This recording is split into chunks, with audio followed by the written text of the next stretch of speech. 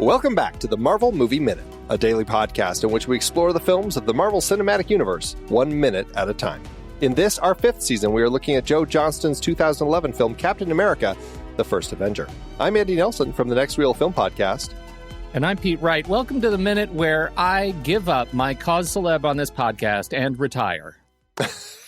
We're certainly going to talk about that because this is minute 76, which begins with Steve confirming the meeting in the morning and ending with a big boom.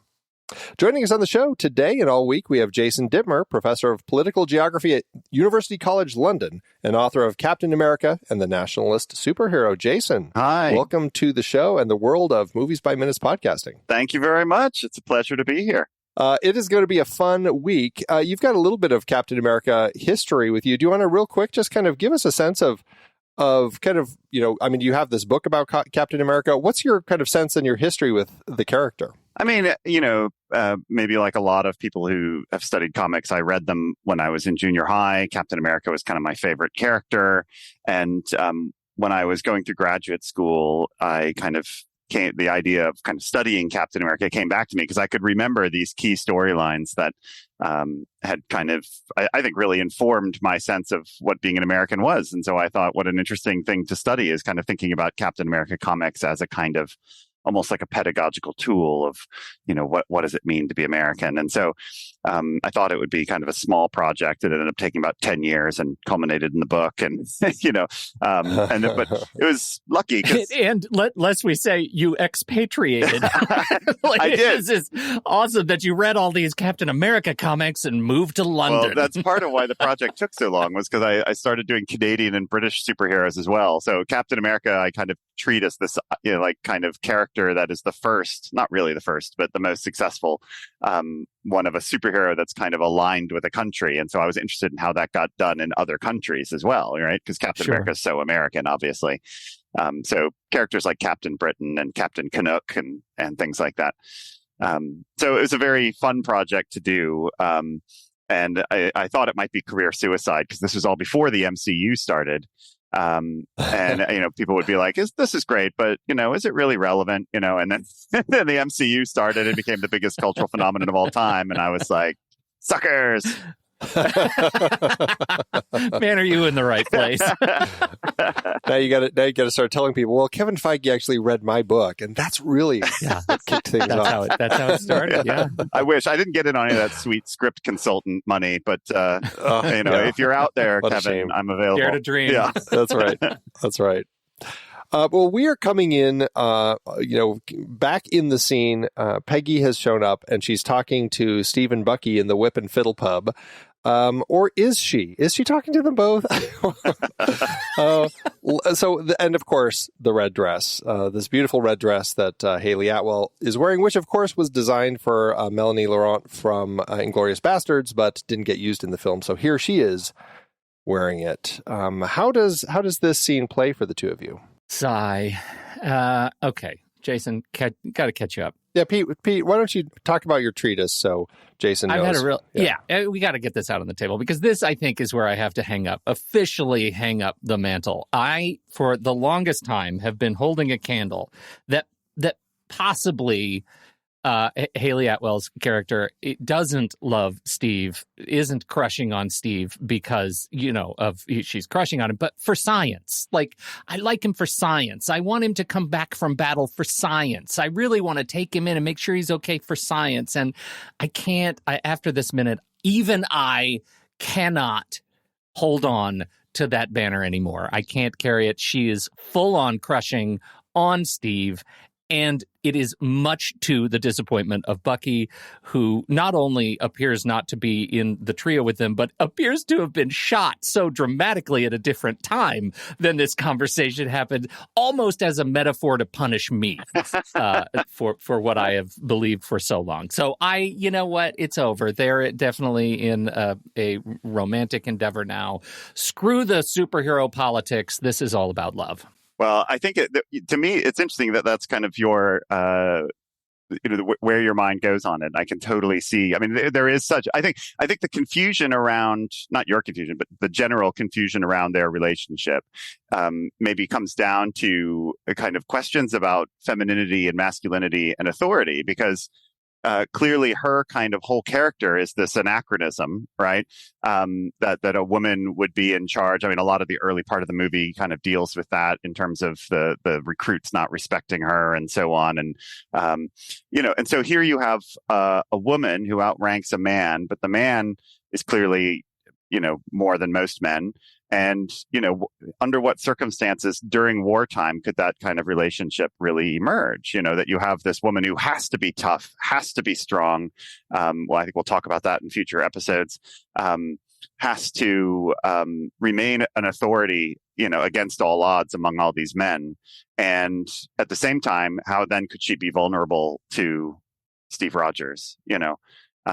It's a star-crossed lovers kind of thing, I think, which clearly is how it plays out. Well, it is too, but you don't, and you don't, I think this is the first movie to that point specifically, like this is the first point in the movie where like we see her as a woman, and because you don't put a woman in a red dress without sending a rather tropey message. Yeah. Like this is a complete change in tone for her character, and it's an opportunity to shed some of the sort of the soldiery, the regalia that she's had to carry as part of her character. Yeah. I mean, it's an interesting perspective that we have with the characters here and the way that we're meant to read them, because it definitely feels like what is her intention for coming here just to confirm this appointment with Steve and wear that dress? I mean, why isn't she coming in just her regular Peggy outfit that we've seen her in throughout the film? Is she hoping that Steve will, kind of figure out how to be comfortable with a woman and actually ask her to dance? Like, what are the intentions here? Or was she just planning on coming and looking this way just to let Steve know that she isn't just, Peggy or Agent Carter, but she also is, I suppose you could say, Peggy Carter. It's an interesting perspective that she has there, and part of it also, I think, goes to. And I think, Pete, this goes to, a lot of the issues that, that you were bringing up is that this really wasn't there. I mean, they kind of try to get this set up in that car ride when they're having the conversation. But really, as soon as he's hot, that's when the real draw comes. And so to that end, there is definitely this angle of, I really am more attracted to you now that you're so hot. And I think there's definitely something there. Even in this scene as they're looking at each other.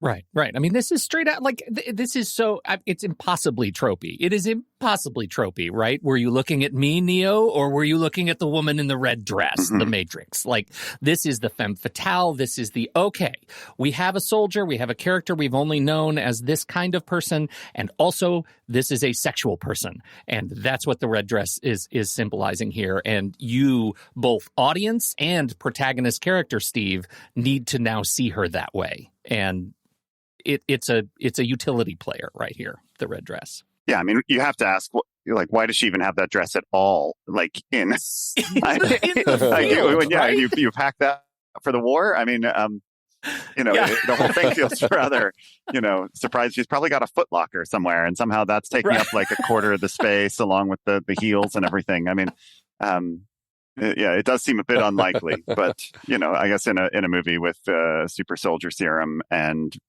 vibranium shield and things like that, a red dress that folds up into a pocket or something is not impossible. Right. Small potatoes. It's actually made of carbon polymer. We never know. But yeah, exactly. It's very safe. She's very safe in that dress.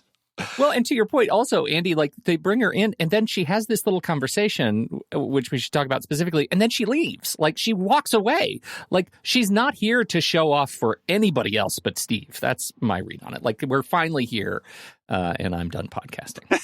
I lost it. I'm glad you're on board. Yeah. It's interesting though, because in this bar full of men, and they're all getting drunk, they're all singing pub songs, they're having a grand old time, and this beautiful woman walks in, and nobody other than Bucky really asks her to dance. Like you'd think in a situation like this, people, I think when they're looser and they're drinking and stuff, I think more people would have said something to her. It is interesting that it's almost like everybody knows that this is Agent Carter and you don't mess with Agent Carter. Like it plays in such a strange way where it's like, I'm only here to talk to Steve and I'm not going to acknowledge anybody else in this whole situation. Forget that I'm in a red dress. It's kind of odd how it ends up playing, really. I mean, not to be a one-trick pony in my argument, but I think, if you kind of view that through the lens of rank, you get something kind of interesting, right? That she may come in like a femme fatale, but these guys have been kind of trained to, not think of her in that way or to respect her and so on. Maybe if they didn't think that at the beginning of the movie, by now they do. And Steve is this guy who, he didn't get promoted to captain the normal way, right? He's, he's not Private America or something like that. He's the only one with a sufficient rank in a way, either literally or kind of figuratively in terms of the, a kind of hierarchy of masculinities to really be able to engage with her. But of course, he doesn't actually have the kind of social capability of doing it, which is probably the travesty of the scene.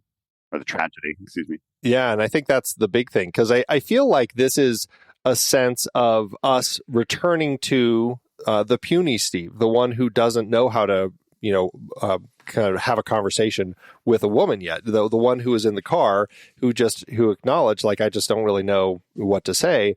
And this is that guy. He's never had that opportunity. I mean, he may have turned into Captain America, but then he went on to the USO show tour. Now, according to She-Hulk, something much later in this whole franchise, potentially there was a time during the USO tour where he did lose his virginity. And that's kind of, I mean, who knows if what Bruce told his cousin is true, but that is out there. So potentially he was spending an awful lot of time. I mean, he was with all of those USO dancers and everybody for months. But still, and maybe it's just because it's more of a relationship sort of thing, that kind of that connection you have with somebody that you're actually more interested in, that kind of, keeps him kind of completely locked up here. It's interesting how he is so quiet. He doesn't seem nervous, though. It's not like he's stammering or anything. It's just he's staring very stoically at her. Yeah. I think that's really that's a good note, because the way Evans plays this, I mean, performatively, there's swagger in the way he moves, in the way he pats Bucky on the shoulder and says maybe she's got a friend. Like, there is he has a sense of confidence in this conversation, but subtlety that he didn't have, an awareness that he didn't have in any of those earlier scenes. I mean, I think in the at the risk of sounding like I'm plugging my book, I have a footnote in there because I actually did the math on in the comics when he lost his virginity. And by my math, he was 42. Should we let that hang for a minute? You did math on when Captain America lost his virginity. Can I just, I feel like if there isn't a lock for a title yet, that's going to be the one for this episode. But by my math, he's 42 years old when he loses his virginity, at least in the pages of the comic. That's, again, you don't know what happens off page. But I think there is something interesting about the character there, in that, which they've carried over into the movies in this kind of scene where, one, something about his character is that he has this kind of iron discipline. So, like, desire is kind of not an emotion that kind of goes easily with Steve Rogers, right? He's about intention, morality, discipline, I would kind of say, are his kind of things, not kind of getting loose and desiring or letting himself go. And I think clearly part of that is this, storyline of him being plucked from a situation where he doesn't seem to have had a lot of romantic opportunities or even interactions with women, perhaps because of the war and so on as well, to the scene where all of a sudden he's an object of desire, but has no idea how to kind of interact and make that work. And, so I think his kind of physical comfort in his body that you guys are just referencing is a kind of follow on from his kind of, that's his comfort zone. His physical capabilities are so extraordinary, and he's kind of at one with his body in so many ways, except when it comes to sexuality. And, in this situation, I mean, going back to the red dress, right? She's clearly not just coming in to talk to him in an unintimidating way, right? It's a very much a kind of peacocking move. Yeah. Mm-hmm. She's come in and all the jaws are on the ground, and he's definitely not ready for that, right? I mean, he's not going to be confident in that situation. He's never probably been in that situation before. So, well, he's probably been in the situation before, perhaps like the exact situation, but, and this is where it plays interesting with this being this threesome, it was likely Bucky and the woman who were all eyes for each other. And the woman was completely, I mean, as Bucky says, like, the woman would have completely been ignoring Steve, paying complete attention to Bucky. And so that's where it kind of plays in an interesting way. And we get a sense that this is probably something that Steve and Bucky have been through a lot, but situation is completely reversed here. And Bucky acknowledges that. I mean, he's the one who's talking to Peggy, but Peggy is saying all of her responses directed at Steve. And then she leaves, and Bucky's completely at a loss. I mean, how does that play as far as the way that it is between these three people and not just a conversation between Steve and Peggy? This is a challenge I have with the scene is because I think it's edited weirdly. And I think the cuts to Bucky don't play for me. Like he's looking in the wrong place. It's like it just feels like a kind of a sloppy three-way conversation. And I don't know if that's intentional, but I like what they're communicating, and I like the fact that Bucky leaves, leaves the conversation, having been played a little bit, but it's a weird sequence the way it was cut. Well, do you think that's because it was specifically designed? Every shot of Steve and Bucky, of Steve and Peggy is an over the shoulder. So we see the two of them always in the shots together. And when we cut to Bucky, it's always isolated. It's purposefully, I would say, isolating Bucky so that he's there, but he's not actually included in this. Yeah. To a point that it feels a little bit unnatural to me, though. Like I get the visual symbolism and the sort of editorial symbolism, but it just feels unnatural. It feels like he's not a part of the scene. How's it play for you, Jason? I mean, I can see both of your interpretations. I think they're really good interpretations of the scene. When I'm thinking about the way, maybe moving away from the cinematography, because to be honest with you, I'm not as observant as you guys are on that front. But I think when I think about Bucky being that bit about kind of Steve replacing Bucky as the kind of object of desire, and part of that is obviously how he looks and the transformation. But I think it's also, maybe it's about power. And Bucky is in those opening scenes when he saves Steve from the bully and that kind of thing. He's powerful, and now it's Steve who's powerful and on a level that kind of is so visible to other people, and especially women, probably not just women, which is something that the movie doesn't really engage with. We're not allowed to do that. Yeah. No, only vaguely reference it in the future Captain America movie. But yeah, I think to me, it's kind of it's also about celebrity and power, perhaps in a way that it's not just, he's obviously good looking. I mean, that's, not, I think in doubt, but I think, there's something about him as a kind of focal point of everything that draws in attention. Well, and it's sort of, we're checking boxes to that end, right?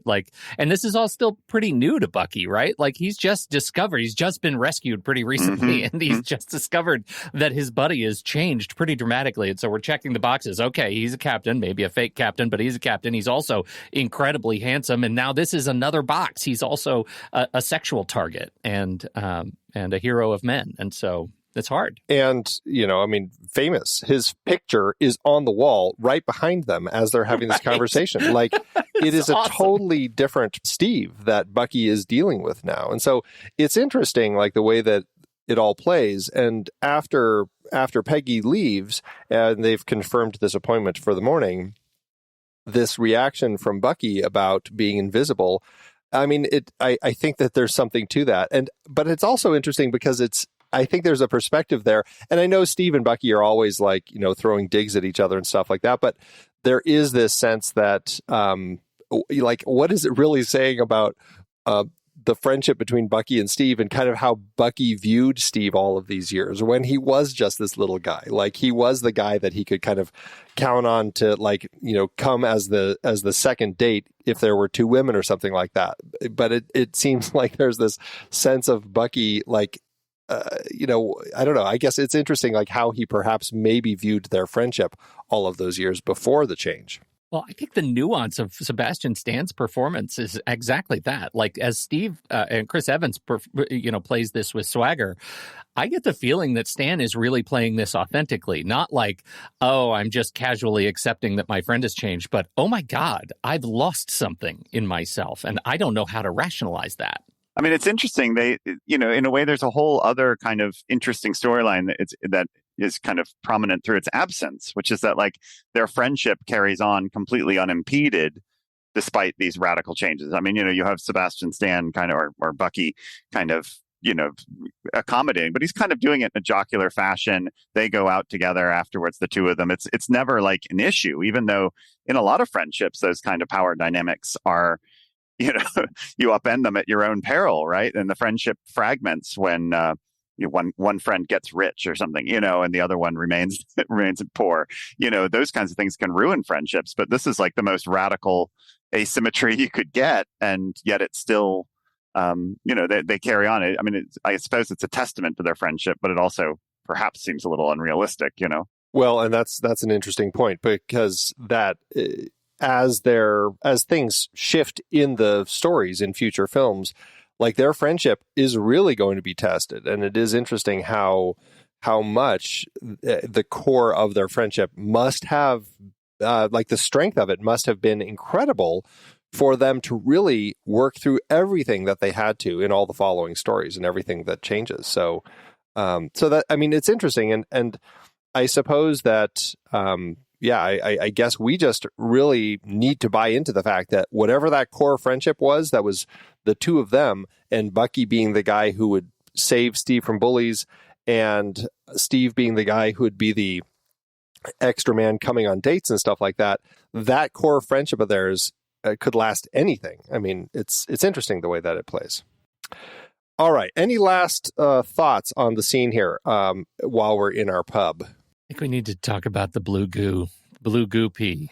Before we do, though, I did want to say we do have a shift in our pub music. It goes from the music we had before to Sweet Betsy from Pike. And that we don't get into the lyrics. We just kind of get the musical shift and the scene changes. So that's the last piece of music we have there in the pub as we shift to the Stark's lab over back in the Allied headquarters.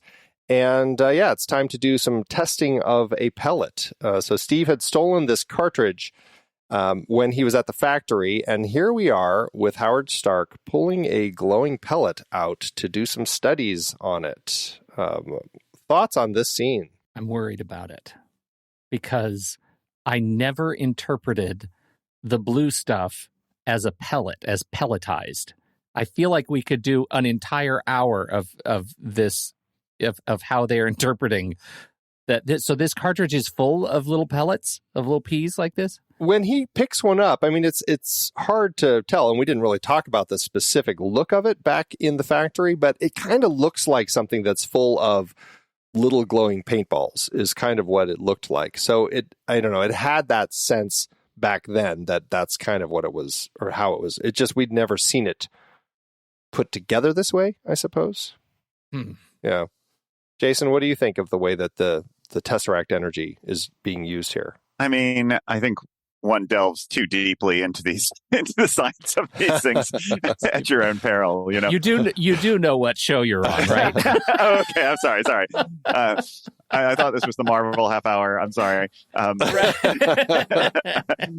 Yeah, I mean, there's so many questions I think you could say about how the power of the Tesseract gets divvied up and dispersed to a whole bunch of foot soldiers, and somehow maintains intact. And I mean, there's a lot going on there.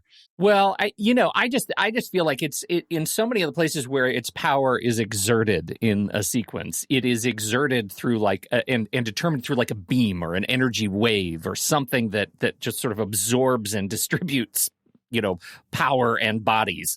And so to see it as a pellet was a bit of context shock for me. Like, I just had never quite interpreted that their weapons are shooting pellets that do kind of this magical thing that it's doing. And because the MCU is so big on beams, I always looked at this more as like an energy battery than something holding this pelletized Tesseract energy. So that's a thing that it just stops me. And that's always a question that we come to with these movies is when does the magical science stop us from actually driving along with the movie? And this is one of those sequences where I stop. How can you, with all the stuff that they've been doing that we've seen with the Tesseract so far, how can these production design choices, stop me and make me think about it?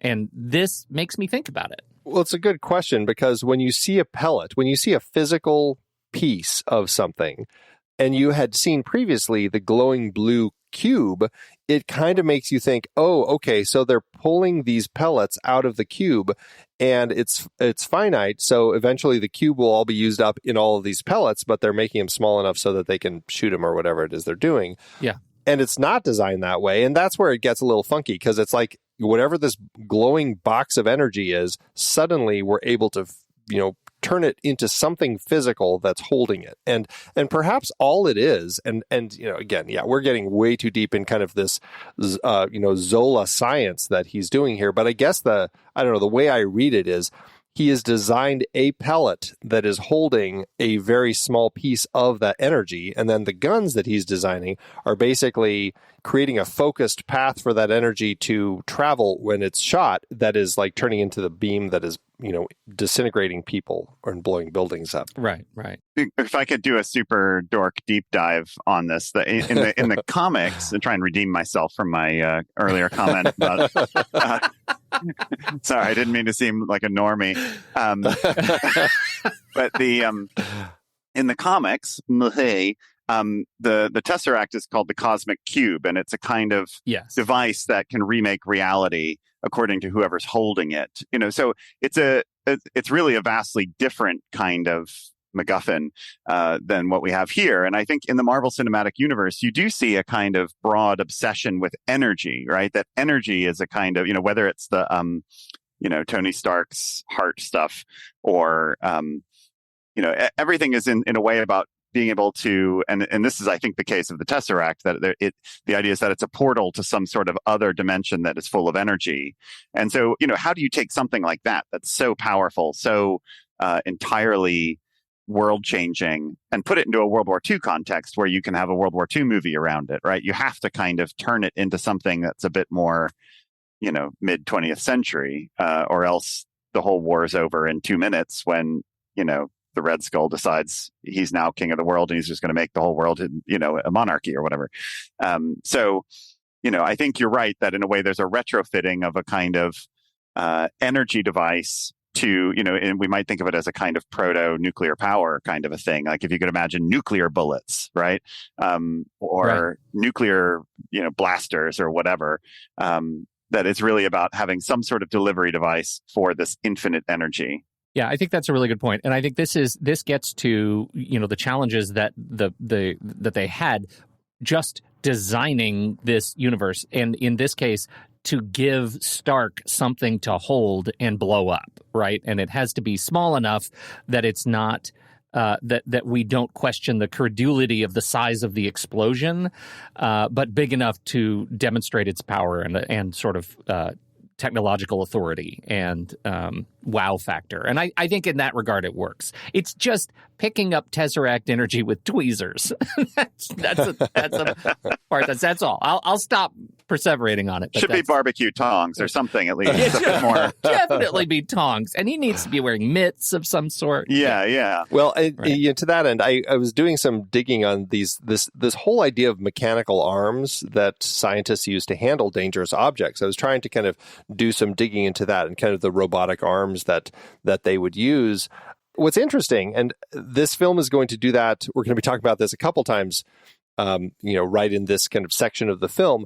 Howard Stark is using something that isn't invented until 1958. General Motors created something called the Unimate that they used to assist with automotive building. Interestingly, it kind of looked like Dummy back in Iron Man. It's a little different, but that is kind of what led to what scientists would use like this, where you have the kind of the handles on the outside of a case, and then the arms on the inside of the case that they would use to like handle radioactive materials, things like that.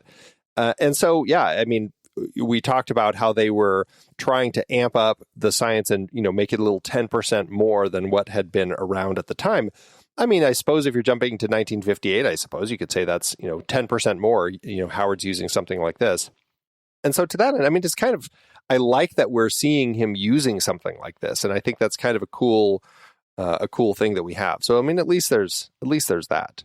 I think the whole frame of the movie is one of kind of a retro futurism, which is absolutely kind of, you're going back to a time when scientific progress wasn't something that terrified us, that you can dream of a world of flying cars and everything's kind of gleaming and modern and not kind of run down and ratty like we now kind of see the modern world to be.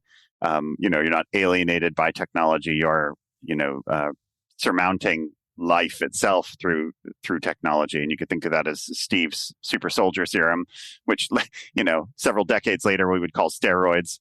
Not view so positively, right? Right. So I think, there's interesting. I mean, I guess we're still waiting on General Motors to come up with the flying cars. Hopefully that's in the future here. Fingers crossed. What do you both think of? We've got this little moment where Howard kind of throws a little dig at Steve Rogers about, I can't imagine. He says alpha and beta rays are neutral, though I doubt Rogers picked up on that. That he says to his engineer assistant. How does that play for you? Like, why is Howard kind of saying that as far as what he's thinking about Steve, or how do you read that? I don't know. What's with it? Is he? Do we get that he's feeling somehow inferior to Steve at this point? They haven't quite figured out their relationship. Well, that's what I'm wondering. It plays like that. Like he's saying something because he has to say, I still do have things about me that are better than Steve. Yeah, right. I'm still useful here. Yeah, I mean, that's the kind of classic. In some ways, we're foreshadowing a discussion for a future episode, so I'll try and veer away from that. But right. The differentiation between the brain and the body is something that runs through the superhero genre so thoroughly. I mean, historically, like at the very beginning, all the heroes are muscle bound. Physical feats are their thing, and villains are the smart ones, right? They're Lex Luthor and those kinds of characters, right? And they're setting elaborate traps, and then the superhero smashes through it, So the whole thing is a kind of fantasy of the body over the brain, and we could see obviously things get more complex over time, and Lord knows. The number of superheroes with PhDs is rather far out of whack with the rest of what society looks like.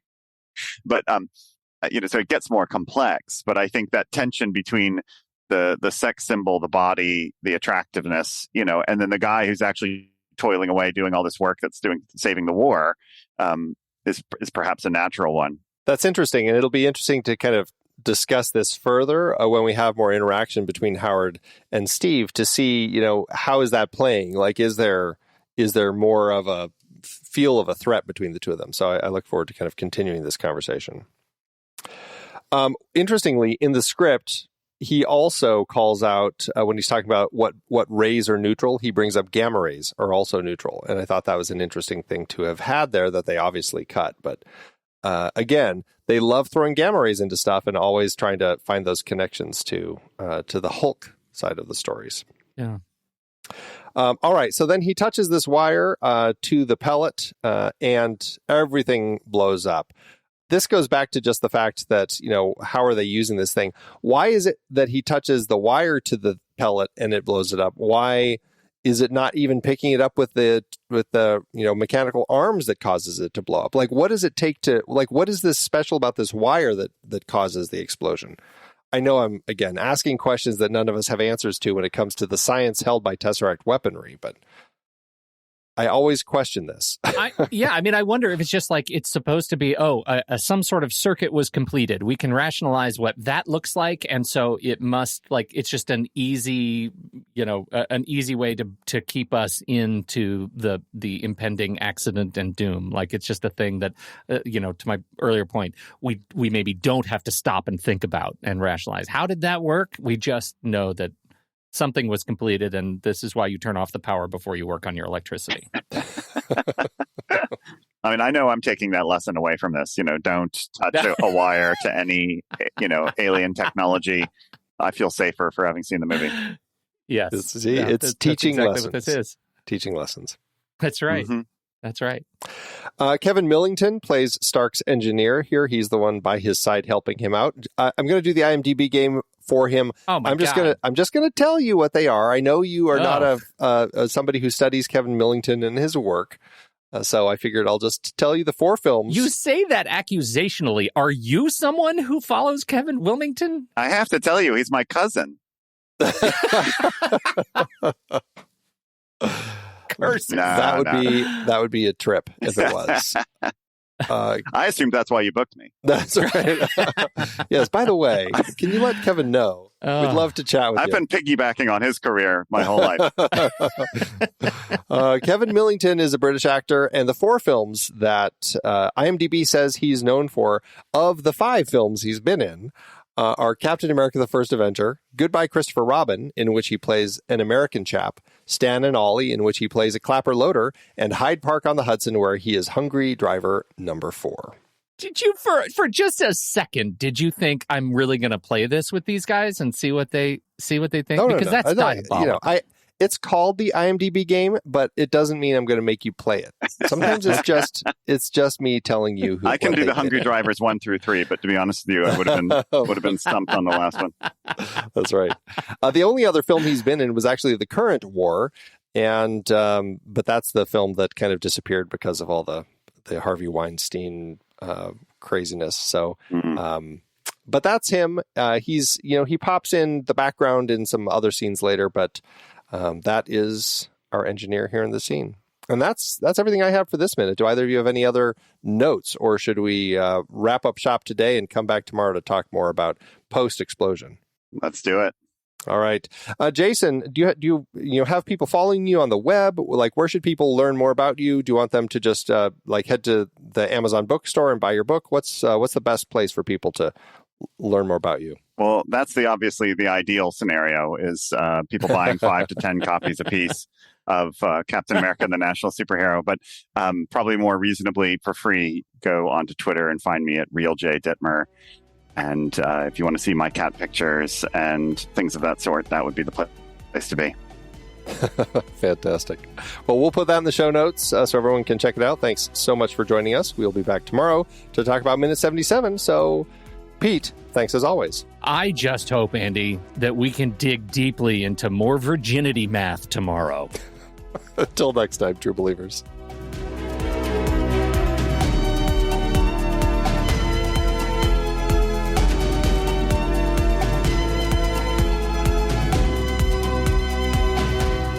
Marvel Movie Minute is a production of True Story FM. Engineering by Andy Nelson.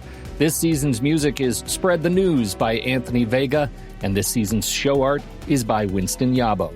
Find the show at truestory.fm, and if your podcast app allows ratings and reviews, consider doing that for this show.